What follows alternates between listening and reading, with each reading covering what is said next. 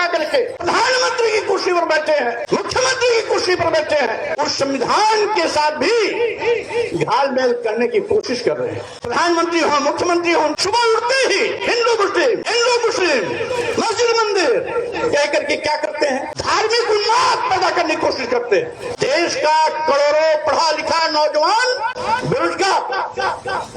माननीय प्रधानमंत्री ने कहा था हम भारत को विश्वगुरु बनाएंगे। विश्वगुरु तो नहीं बना पाए, कंगाल जरूर बना सकते हो, गरीब जरूर बना सकते हो। दुनिया के गरीब देशों में भारत को जरूर खड़ा कर दिया। मोदी जी, आप देश नहीं चला पा रहे हैं तो गद्दी छोड़ दीजिए ना। देश बेचने के लिए आपको प्रधानमंत्री नहीं बनाया गया। इस सरकार की मंशा है न रहे बांस न बजे बांसुरी, न रहे स्कूल न रहे शिक्षा, न कोई पढ़ लिख करके तैयार होगा नौकरी मांगेगा, न नौकरी मिलने वाली है। आज योगी सरकार हो या मोदी सरकार, ये झूठ और फरेब की सरकार। आज संविधान की व्यवस्था तार-तार की जा रही है। 340 IAS बने लिटरल एंट्री के नाम पर मोदी जी की कृपा से, यानी प्रधानमंत्री की कृपा से 340 IAS बने। ना लिखित परीक्षा, ना इंटरव्यू, ना खाता, ना बही, जो कहे मोदी वही सही। हम सभी लोगों की जिम्मेदारी बनती है कि जब भी संविधान पर कोई खतरा आए, हमें कवच बन करके उन संविधान विरोधियों को जमींदोज करना है और संविधान की रक्षा करनी है। ये हमारा संकल्प होना चाहिए। इसलिए आप संविधान के विषय में न लगाएंगे, हम कहेंगे भारतीय संविधान को, आप कहेंगे जिंदाबाद जिंदाबाद। आपकी आवाज में कितनी दम है, इससे मैं परख करूंगा कि आप कितना लड़ने के लिए तैयार हैं। भारतीय संविधान जिंदाबाद। सत्ता में बैठने वाले लोग जिस संविधान की कसम खा करके प्रधानमंत्री की कुर्सी पर बैठे हैं, मुख्यमंत्री की कुर्सी पर बैठे हैं, उस संविधान के साथ भी घालमेल करने की कोशिश कर रहे हैं। पहले तो संविधान बदलने की कोशिश की, नारा दिया अब की बार 400 के पार। पार्लियामेंट में सांसद के ही कुछ प्रत्याशी, सत्ता पक्ष के ही कुछ सांसद प्रत्याशियों ने खुलासा किया अगर 400 के पार का आंकड़ा आप दे दोगे तो हम संविधान बदल देंगे। लेकिन संविधान बदलने वालों की मंशा पर पानी फिर गया, क्योंकि जो 400 के पार का सपना देखा करते थे वो बैसाखी पे आकर टिक गए। अगर उनकी बैसाखी हटा ली जाए तो प्रधानमंत्री 1 मिनट में छुटकी बजाते हुए कुर्सी से बाहर हो जाएंगे। एक बैसाखी है बिहार की और एक बैसाखी है दक्षिण की। दोनों में NN है, एक नीतीश है, एक नायडू है। अगर ये दोनों बैसाखियां हट जाए तो प्रधानमंत्री धड़ाम से गिरेंगे, क्योंकि आज इन बैसाखियों के चलते वो प्रधानमंत्री बने। संविधान तो नहीं बदल पाए, लेकिन अपनी आदत से बात भी नहीं आ रहे। बाबा साहब डॉक्टर अम्बेडकर ने भारतीय संविधान के अनुच्छेद 15(4), 16(4) में जो व्यवस्था दी थी, SC, ST, OBC को प्रतिनिधित्व दिया जाए, उसके लिए आरक्षण सूचित किया था। आज वो शून्य निष्प्रभावी किया जा रहा है। जब से डब्ल्यूजी की सरकार बनी, सरकार पहले तो सरकारी नौकरियां ही देना बंद कर दी। सरकारी नौकरी ही नहीं तो आरक्षण भी नहीं। बड़ी बारीकी के साथ ये संविधान की व्यवस्था को खत्म कर रहे हैं। बाबा साहब डॉक्टर अम्बेडकर ने अनुच्छेद 15(4), 16(4) के तहत SC, ST को जो आरक्षण दिया था वो लागू न हो पावे, इसलिए सरकारी नौकरियों की भर्ती बंद। अब भूले बिसरे यदि कभी कोई सरकारी नौकरी आई भी तो जितने पढ़े लिखे नौजवान हो, अपने मोबाइल के माध्यम से नेट खोल के देख लोगे, एक भी विज्ञापन में न SC का आरक्षण, न ST का आरक्षण, न ओबीसी का आरक्षण। आरक्षण नियमों का पालन नहीं किया गया। आज विज्ञापन कभी भूले विषय निकला भी कोई, तो पिछड़े वर्गों को जो 27 विधिमंडल आयोग के तहत भारतीय संविधान के अनुच्छेद 340 के अंतर्गत आयोग के माध्यम से जो पिछड़े वर्गों को 27% का आरक्षण दिया गया था, उसको 8%, 9% में लाके अटका देते हैं। हमारे शुरू का 21% का आरक्षण 3%, 4%, 5% पे ला करके रोक देते हैं। शुरू टाइप्स का 0.2, 0.3, 0.5 पे ला के रोक देते हैं।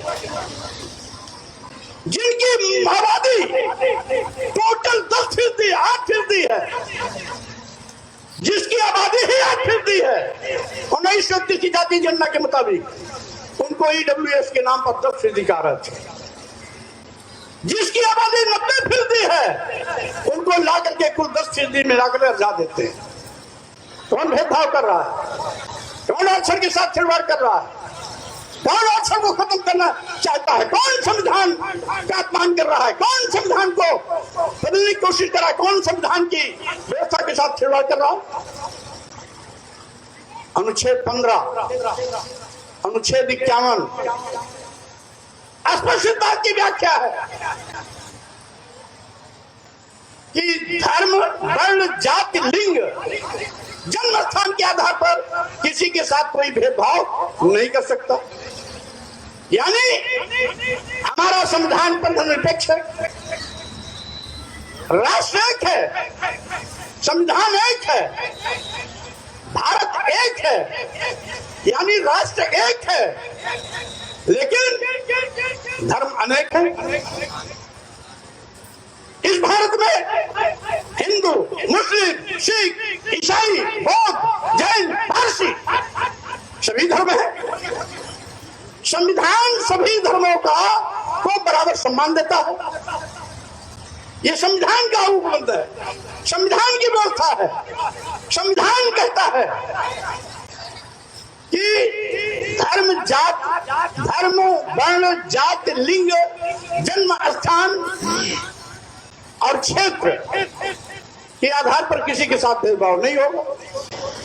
फिर भी जो संविधान की कसम खाते हैं, प्रधानमंत्री हो, मुख्यमंत्री हो, उनकी पार्टी के और भी चक्के बट्टे हो, सुबह उठते ही हिंदू मुस्लिम, मस्जिद मंदिर कह करके क्या करते हैं?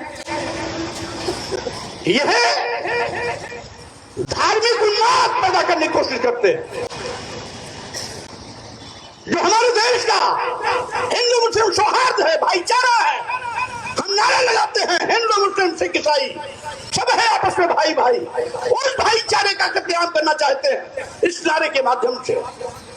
क्यों? इसलिए सही मायने में भाजपा के बड़े बड़े नेताओं के एक दो तीन चार नहीं, कई दर्जन नेता बड़े बड़े हैं, छोटे के नेता जिनके भाजपा के बड़े चोटी के नेताओं के घर में उनकी बेटियां मुस्लिम समाज के घरों में बहू के रूप में गई। एक दो तीन नहीं, कई एक टिप्पणी नहीं करना चाहता हूं।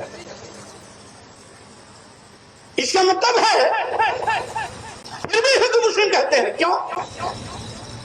जिससे कि जो आज संविधान विरोधी काम भाजपा कर रही है, आप जानते हैं यहां रोटी कपड़ा मकान लिखा हुआ है और स्वास्थ्य शिक्षा सम्मान लिखा हुआ है।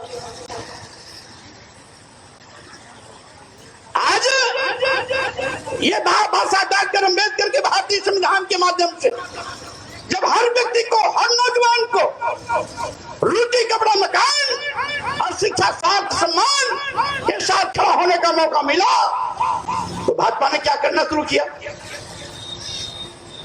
सरकारी नौकरियों की भर्ती पर रोक, देश का करोड़ों पढ़ा लिखा नौजवान बेरोजगार,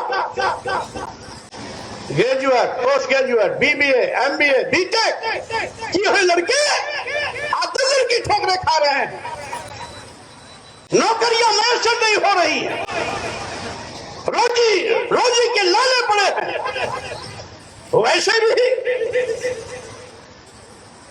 आज कहने के लिए माननीय प्रधानमंत्री ने कहा था हम भारत को विश्व गुरु बनाएंगे। अरे मोदी जी, इतिहास की जानकारी न हो तो मैं आपको बता देना चाहता हूं, भारत तो बहुत पहले विश्व गुरु बन चुका। जब तथागत बुद्ध ने भारत की धरती से पूरी दुनिया को मानवता का संदेश दिया था, उसी दिन भारत विश्व गुरु हो गया था। अब आपको विश्व गुरु बनाने की क्या जरूरत है? आपको भारत को विश्व गुरु कभी नहीं बना सकते हो। कंगाल जरूर बना सकते हो, गरीब जरूर बना सकते हो, लाचार बेवस जिंदगी जीने के लिए मजबूर परिस्थितियां जरूर पैदा कर सकते हो। किया भी, करोड़ों नौजवान बेरोजगार हो गए। यही नहीं, आप खुद अपनी पीठ थपथपाते हो। माननीय प्रधानमंत्री कहते हैं हम देश के 80 करोड़ लोगों को 5 किलो 10 किलो चावल देते हैं। और सोचो, जिस भारत में 140 करोड़ की आबादी में 80 करोड़ लोगों की जिंदगी 5 किलो 10 किलो चावल पर चलती हो, वो भारत गरीब नहीं है क्या? कंगाल नहीं है क्या? आपने तो खुद सर्टिफिकेट दिया। जिस देश में 80 करोड़ लोगों की जिंदगी गरीबी, लाचारी, बेबसी की जिंदगी चलती है, जो मात्र 5 किलो 10 किलो चावल पाते हैं। आप बताओ, इस देश का 80 करोड़ वो परिवार जो 5 किलो 10 किलो चावल पाता है, क्या अपने बेटे बेटियों को कभी विश्वविद्यालय पढ़ाने का सपना देख पाएगा? 80 करोड़ वो परिवार जो 5 किलो 10 किलो चावल पर जिंदगी चलाता है, क्या अपने बेटे बेटियों को doctor, engineer, professor, advocate, IPS बनाने का सपना कभी देख पाएगा? इसका मतलब है आप गरीब देश को गरीब बना रहे हो, लाचार बना रहे हो। विश्व गुरु तो नहीं बना पाए, दुनिया के गरीब देशों में भारत को जरूर खड़ा कर दिया। इन्होंने योजना चलाई है, यह संविधान नहीं बदल पाए। अब ये क्या कर रहे हैं? अभी 4 महीना पहले योगी जी, जो अपने कहते हैं महान थे योगी आदित्यनाथ, 4 महीना पहले 27,764 स्कूल बंद करने का फरमान जारी किया। भारतीय जनता पार्टी ने प्रदेश मुख्यालय, जिला मुख्यालय, विकास खंडों में इतना विरोध किया कि सरकार को फैसला वापस लेना पड़ा। लेकिन आज भी गांव के स्कूल जिसमें गरीब के बच्चे पढ़ते हैं, प्राइमरी स्कूल में कौन पढ़ता है? कोई बाबू साहब का लड़का पढ़ता है, गरीब का बच्चा पढ़ता है। वो गरीब किसान हो, वो गरीब मजदूर हो, वो दलित हो, आदिवासी हो, पिछड़ा हो, मुस्लिम हो, हिंदू हो, कोई हो, जो गरीब है उसी का बच्चा प्राइमरी स्कूल में पढ़ता है या जूनियर हाई स्कूल में पढ़ता है। वो योगी जी स्कूल बंद करने जा रहे हैं, ये कह करके कि बच्चों की संख्या कम है। गांव का प्राइमरी स्कूल बंद कर दो तो जो गरीब के बच्चे पढ़ लिख करके आगे चल करके डॉक्टर बन जाते, इंजीनियर बन जाते हैं, वो हमेशा रुक जाएगा। इस सरकार की मंशा है न रहे बांस न बजे बांसुरी, न रहे स्कूल, न रहे शिक्षा, न कोई पढ़ लिख करके तैयार होगा नौकरी मांगेगा, न नौकरी मिलने वाली है। साथियों, आज योगी सरकार हो या मोदी सरकार, ये झूठ और फरेब की सरकार, आज ये सरकार नहीं चला पा रहे हैं। पूरा प्रदेश जंगल राज बन गया है, एनसीआरबी, जबकि यह सरकार की जिम्मेदारी है। स्वास्थ्य शिक्षा स्वास्थ्य शिक्षा सम्मान और सुरक्षा, ये जिम्मेदारी सरकार की है, ये देने में फेल हो चुकी है। एनसीआरबी केंद्र सरकार की एजेंसी है, यहाँ भी भाजपा वहां भी भाजपा, भाजपा के अधीन ही वो जांच एजेंसी है एनसीआरबी जो क्राइम रिपोर्ट तैयार करती है। उत्तर प्रदेश पूरे देश में हत्या में नंबर 1, महिला हत्या में नंबर 1, अपहरण में हत्या नंबर 1, दलित उत्पीड़न में नंबर 1, महिला उत्पीड़न में नंबर 1। ये रिपोर्ट स्वामी प्रसाद मौर्य की नहीं, ये रिपोर्ट केंद्र सरकार की एजेंसी एनसीआरबी की है। और जो दूसरे तीसरे चौथे पायदान पर है वो भी भाजपा शासित राज्य हैं, वो चाहे महाराष्ट्र हो, गुजरात हो, राजस्थान हो या मध्य प्रदेश हो। साथियों, मैं इसलिए कहना चाहता हूं, आज देश बेचा जा रहा है,